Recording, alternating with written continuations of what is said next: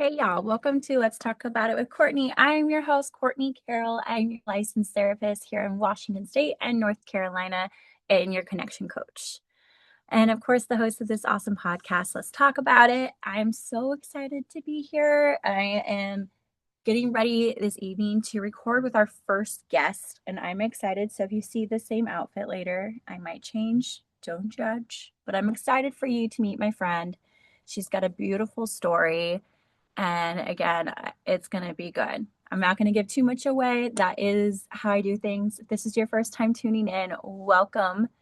I try to treat each podcast episode as if it's a therapy session, which often means what people don't understand is I don't go into with a full idea of what I'm talking about, what I'm going to be saying or doing, just like any other therapist. You know, I have 1 hour at least at the minimum with each of my clients in the week. If I haven't seen them in a week or two, there's no way I have any clue unless they're texting me or emailing me about something specific. Do I have a clue on what I'm going in to talk about? What I know is I'm there for my client. I'm I'm available. I'm ready to talk with them, and I trust my intuition and my training, and that's how I start sessions. So I just have treated my podcast the same way. I don't have a lot of tech training or anything, but this is me and being my authentic self, and so far it's working. So anyway, welcome to my show. Last week I did a thing where I recorded an episode, and it was early in the week. This is why it didn't work. Okay. I'd gone through something personal where my nervous system got really triggered with some email exchanges, and I decided to record about it to like maybe talk to my audience about it, fully well knowing I was not going to release it until Thursday or Friday. And I think I recorded Tuesday, if I remember right. I had therapy planned that week, my own personal therapy, and I wasn't really ready to release it. And I don't know why. I know this isn't probably normal. A lot of podcasters, from my understanding, record and have like this big bank of podcasts to just auto roll in. And maybe when I interview people, that's different. But like for me, just like I explained a minute ago, it makes the most sense to just show up authentically. And I didn't do that last week. I actually um, decided to like, I'll skip a week before posting that. And not that I'm hiding anything from you, but because it just didn't feel genuine. And I felt so different about that experience on that Thursday or Friday that I usually put my information out there or put my content up, make it public, if you will, right? And I'm at first I was like, oh my gosh, I like that's not consistency. I need to post. Should I just post the one I did? But it didn't connect to me. Like I use that recording as basically a personal therapy session for myself, and that it wasn't authentic to me. And by the time I would have posted it, it would be different if I would have posted the same day. I think I would feel different about it. Um, yeah, it just didn't work for me. So I'm sorry if I missed last week. If there's any hard feelings, I'm sorry. I am so excited to bring my friend in. I've never done that, so it's going to be really cool to see how that goes. But this week I am happy to record a little early for myself. And I had this like I meditate daily, almost every day before work. I try to get some grounding. That's we call it like a therapist chair. It used to be my old in-person office. I sit there and I either put on some meditation music or calming music, like 432 hertz, 528, something like that. And I ground myself. I like some Palo Santo in my office. I just try to really chill down and meditate. The first thought I had this week was your nervous system holds the answers. And if you follow me on social media, I kind of posted a couple things, but I really, and then everything that fell after that, like that, I kept using that same sentence in literally, I think, every single one of my sessions. Your nervous system holds the answers. And if you would have asked me this, or if I heard this a couple years ago, I would have had no idea what that meant. So if you're out there and you have no idea what that means, you are not alone. You just haven't learned the concept yet. But nervous system, what I'm kind of speaking to is anxiety, stress, um, anxiousness, like that feeling, that internal thing, you know? And it usually is your body telling you something. So many times I've heard over the years people hate anxiety. I wish I didn't have anxiety. I wish I didn't have that anxiety disorder, panic disorder, anything like that. And I've really come to learn as a therapist, like, why do we hate anxiety that much? If you have seen, I see all the kids' movies. I have a beautiful daughter. Her name's Hazel. She's turning 5 soon. Um, so we watch a lot of Disney, which I love Disney anyway. But Inside Out 2, number 2, brought in that new emotion, anxiety. And what I really love what they're doing with movies, especially kids' movies, is teaching about emotions, teaching different concepts. And by the end of the movie, you learn that anxiety is not a bad thing. It's actually there to protect you. Oh no, danger, danger, danger. And it's actually saying, I want to protect her. I want to protect her. I want to protect her. But it's our body, it's our response to telling you to help like to fix something or something feels off.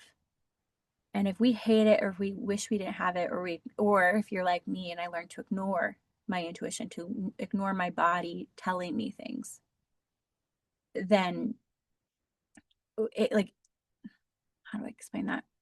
If we constantly ignore it or we hate it, it's never going to introduce what's actually it's trying to teach us, My anxiety came out. I used to get internal hives. I had no idea what it was. I saw a fabulous doctor, Pamela Bennett. She's a functional doctor in Southern France. She's amazing. And when I was married, I literally was always itchy for the last couple of years. I was married to the point where like clothes felt itchy. Like I tried everything. I switched my laundry detergent. I switched lotions. I tried everything. And for whatever reason, the itchiness just never went away. Eventually, she diagnosed me with internal hives, which is usually caused by stress. Like that's literally hives is the best way I can explain it. Because sometimes I would like want to like itch my skin off because it felt so itchy. And I literally, after my separation, my hives went away. And whenever I get the symptoms of them, I know something's wrong. Something doesn't feel right. So instead of being like pissed that I'm getting hives or I'm itchy again, I stop and say, what's my body telling me? Because I know being married, I felt vulnerably, I was unsafe. There's a lot of infidelity, cheating, lies, and I like my body didn't like that clearly. Like, right? Like, obviously, my body didn't like that. But I was so committed and loved my ex-husband so much, and especially the family we have with our daughter, and like, and just not the healing done for myself to have like the respect for not respect for myself. Maybe that's right. Maybe I'll go with that first instinct to not respect myself enough to like not demand respect, or to forgive and to forgive because that's how I keep my family together, whatever that means. And when my hives were really trying to itch me to the point where to communicate with me. So I know that's kind of weird. And sometimes I would hear from people when I explain this to clients, like, that's kind of woo woo. What is woo woo about that? Your body is literally reacting to your situation and your environment. I'm now, instead of mad at my hives, I now know it's a clue as what's wrong. You know, I know I'm smiling, but like it like dawned on me one day, like that. And what happened or I guess it's been like a week and a half ago now is there, I co-parent with my ex, and it's very hard to co-parent sometimes, especially when I think a lot of things are lost in translation in emails. And and we're in a position where talking on the phone isn't, I'll just say it, he doesn't want to.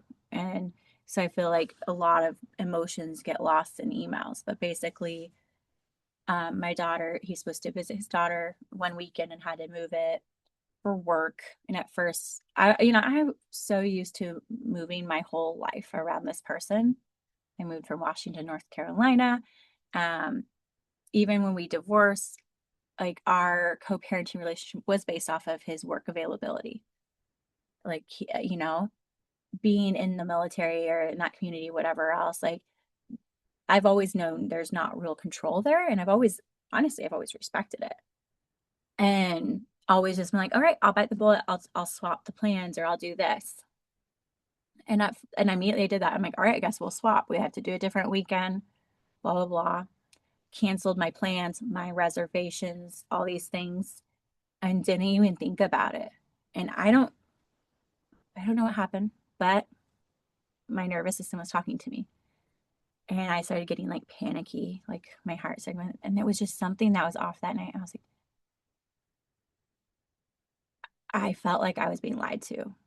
And I know that's so weird. And by the way, I'm not saying he lied to me at all. Like, but that's like what came up when I'm like, why is my heart racing? Why do I want to email him?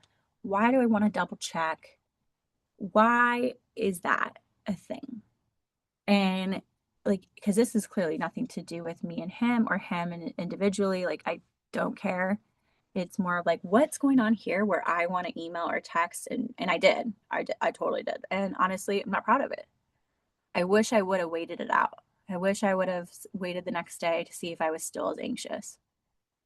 But what I came to learn, and after having to apologize in an email and, have to own it, like I didn't think that through. And I was honest, like for some reason, I had a gut feeling that this was based on a lie. And I shouldn't have done that, basically. A couple days later, I go to therapy. Like I said earlier, I go to therapy every other week. And I go to my therapist and I'm literally sitting, I'm like, all right, I want to talk about this. I had an emotional reaction. I'm not okay. I don't want those anymore. Please help me. Because is there any more healing I need to do with my ex, or is there any more healing I need to do as an individual? Or is there anything else I need to do to not do this again? Because what I don't want is havoc. I don't want to fight. I don't want to I don't want any of that with my ex. And if this is resonating, I'm sure you don't either. In an ideal world, there wouldn't be anger, animosity, and we could all co-parent the best we can and move on. Like we're already fucking divorced. Like why can't we just co-parent and coexist? But if you can't, it's usually saying you're still mad at them. Maybe you're embarrassed of your behavior and you wish you didn't do that. And well, now you're divorced. And now instead of healing yourself, you project it onto your co-parent or your next relationship, right? And it's easy to do. All those things are easy to do. But what I've really worked on the last couple years was instead of looking outward all the time to look inward. And I was so scared. I did the outward thing. My therapist is amazing. I love her. I started seeing her when I moved to Washington after I broke off an engagement. And she's really helped dial me into looking inward versus outward. And if I do like that, the hives or that emotion to like to message or to do something or to fight back or to do whatever, I'm like, to say why. And so I ask her, like, what is there something I'm missing? Did I miss a healing step? Is there still some work I need to work on, either forgiving myself, forgiving my ex-partner, or whatever this? And she, bless her, she just was like, you are being a protective parent. I was like, what? She's like, yeah, Courtney, you're being a protective parent. You didn't get mad that you had to swap or change weekends. You actually only immediately did that. And then she goes, and by the way, stop. I was like, stop what? She goes, you have to only accommodate what is accommodated back to you, you know? And she's like, I would imagine it's easy to, um, just say yes because you think you're doing what's best for your daughter. But in reality, it's not doing what's best by you. And what happened is I was asked within a certain amount of notice to say basically he can't come or else he'll lose time and then he'd rather come this time. And I just went with it like I did in our marriage and I do with a lot of, or I used to do with a lot of people. I'm like, okay, I'll just bite it. I'll take it to the chin. It's fine. And I want my daughter to have as much time because, like I've said this in so many podcasts, like he's so great when he's with her. Like they're so good together when they're in person together. And I was like, well, she hasn't seen him in quite a few months, and it's fine, even though I now had to make accommodations. And it had nothing to do with that.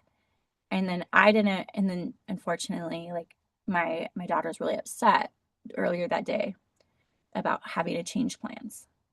She was so excited to spend Valentine's Days when they're supposed to see each other. And she's telling people at school she was going to share Valentine's Day with her dad. And she's telling me how I'm going to have to be on my own, but it's okay.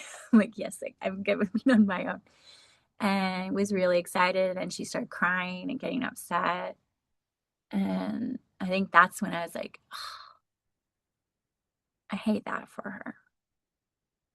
I hate that for her. And it better be true that he really is not showing up for work and not for any personal agenda or something more convenient or whatever that is. And it was like a fucking light bulb for me. That anxiety, that thing. I was so mad at myself for emailing and reacting, like, and really I was just being protective of my daughter. Really, and I know my client says this to me too. Like, I sent that email, I sent that text I shouldn't have. And again, internalizing it, I mean, like, can't believe I would do that. Like, I don't want to be, I don't, the last thing in the world I want to be is like an angry ex-wife. Like, I'm not angry. I'm actually very happy.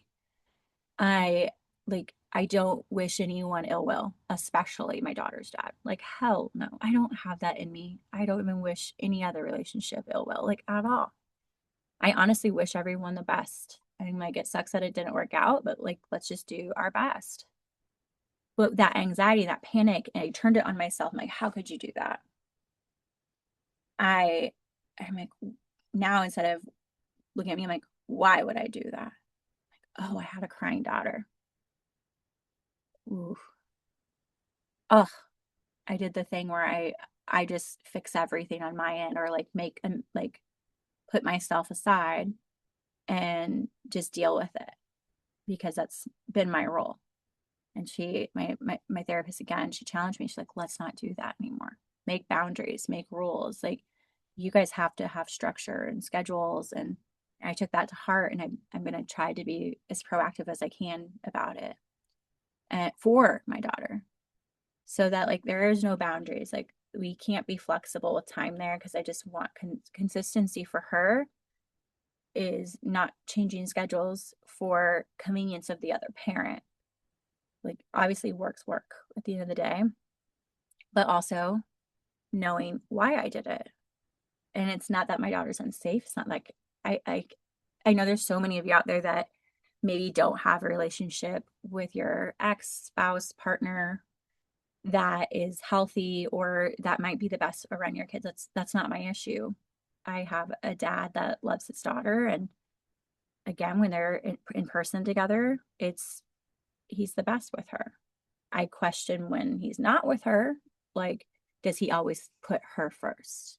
But that's none of my business. At the end of the day, I can only control my home, my environment, and how I prioritize my daughter.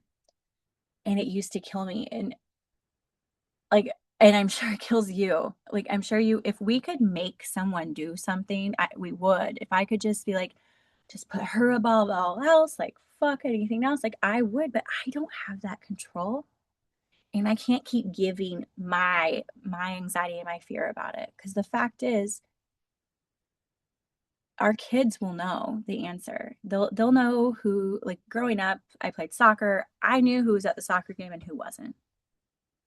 I knew if gosh, I can't even imagine this. Like, I would move my world around my daughter, right? And I'm sure you would for your kids too. And I even know a lot of people that stay in relationships for their kids because they think it's what's best. In reality, kids just need to be loved. They just need to feel like they're number one. And that's the only thing I can control is me being there for her and me standing up if I feel like something's off. That's my job as her mom and protector. It is your job as the dad or the mom or whoever else to protect your babies. And not, by the way, I know I'm focusing on my ex-husband. Let's push him to the side. Literally, like, he's not my priority.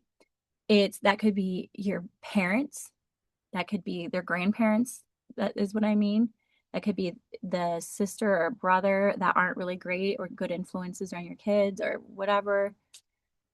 And please move people around to replace whatever version I'm talking about because it's hard to do. I wish, probably more than a lot, that I had more engaging family to be or want to be around my daughter. Like my family's amazing, but we're not. It's really hard for us to think, oh, what are you doing? They just expect like me to reach out to them instead of thinking, hey, can I help you? So we're like, I wonder if they would spend time with their granddaughter or something. Like I feel like it's always on me to like create that scenario or make that time or schedule it. So really it's not just exclusive to exes or family, and listening to your body and not forcing things. Relinquish it. And now going back to your nervous system knows everything. This is just one example and me being incredibly vulnerable with what I'm working on. Because I think it's only fair, especially as I'm going to bring guests on soon and share their stories and open the floor to them. And believe it or not, I plan on moving more to the back burner when I do have guests. Clearly, the sessions, see, they call them sessions. Like the recording sessions are for them and hopefully for a really great, productive conversation. This is not a woe is me or blah, blah, blah. It has nothing to do with it. It has everything to do if this resonates with you or it connects with you. Your body will tell you something's wrong. My body was getting protective. You know, I didn't have a good place growing up with it. I was abandoned a lot with especially my biological mom. And it's like I'm even more dialed in to protect my daughter because a lot of me wasn't protected in that. And that's okay. That's not me being crazy. That's me being highly attuned and aware and cognizant of what's going on in my daughter's world and not wanting her to cry. So if that's you, you're not bad. You're not crazy. You're not batshit. But please hold on to it for 24 hours and ask your nervous system what's going on here. And you can still say something, but maybe you'll say it in a different way, which I wish I did, right? Going forward, I know I need more structure and to keep dates, like dates are dates, because I need that to make sure I'm upholding that for her and for myself, right? And maybe that's something you to look at too. But what I want to maneuver before we wrap up is what else could be talking to you. Headaches. Why are you constantly like this? And a lot of it is going to go to like tension headaches. Why am I always tense? And I just got off a session today talking about like, well, I'm always tense. I'm like, why is that normal to feel that way? And what we kind of learned is I always feel like I'm on eggshells. I always feel like this. And we went back all the way to childhood and we learned like, hey, I learned vulnerability isn't safe. How do I trust, like, because I'll do couple sessions with this too. How do I trust that my partner's safe? And sometimes the other partner looks at me like I'm crazy. Like, I married them. Of course they're safe with me. Like, it's not really about you. It's that younger version of them or somewhere stored in their cellular body that says, if I let people in, they might hurt me. And to create a space where you can heal some of that or pay attention to it. We're taught to ignore our feelings all the time. And I'm challenging you not to do it anymore. If you feel quick to respond, or if you feel anxiety, or if you're like, stop being mad at your body and start tuning in. we're going to keep revisiting this topic. It's something I work constantly with in a room. And obviously, why I'm sharing my story today. Why was I listening to my body? Why was I reacting? Why didn't I process something before? What do I need to not do that again? And maybe this is a journal prompt for you. Like I'm not a therapist that gives homework. If I do, it's rarely, and you probably should do it, by the way. Is if you're feeling anxiety, stress, or whatever in your body, I kind of want you to use it as a journal prompt. What if that feeling in my body, what would it tell me? My hives were telling me to get out, that I'm not safe. And why would my body be unsafe? And then that's the rest of the journal prompt.